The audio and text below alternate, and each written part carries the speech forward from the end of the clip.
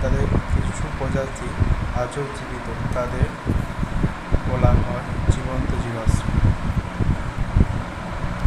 গ্রাফটোলাইটস একটি সূচক জীবাশ্ম। গ্রাফাইট একটি রাসায়নিক জীবাশ্ম। একটি জীবন্ত জীবাশ্মের উদাহরণ জিঙ্ক। ব্যক্তিজ উদ্ভিদের রজনে আবদ্ধ বা সংরক্ষিত অংশকে বলা হয় অ্যাম্বার। মাইক্রোফসিলের উদাহরণ ব্যাকটেরিয়া, প্রোটোজোয়া, পরাগরেণু জীবাশ্ম সবগুলি।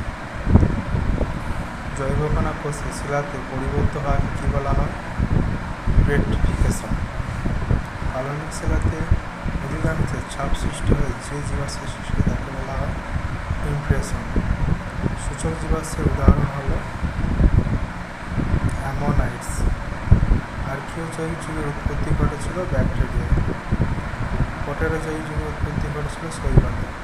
প্যালিওজয়িক যুগে প্রথম দিকে উৎপত্তি ঘটেছিল ছত্রাকে।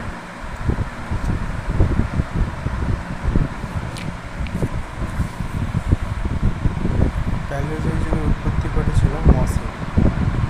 মেসোজয়িক যুগে উৎপত্তি ঘটেছিল ব্যাকটেরিয়া। কোন পদ্ধতিতে জীবাশ্মের বয়স নিরূপণ করা হয়? তেজিসকে কার্বন ডেটিং পদ্ধতি।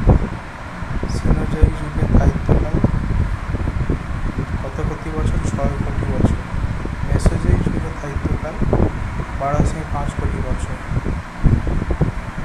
আর্কিওজয়িক যুগের দায়িত্বকাল 50 কোটি বছর। জীবাশ্ম গঠিত হওয়ার একটি শর্ত হল অল্প অতিযুক্ত বদ্ধ জলা জায়গা।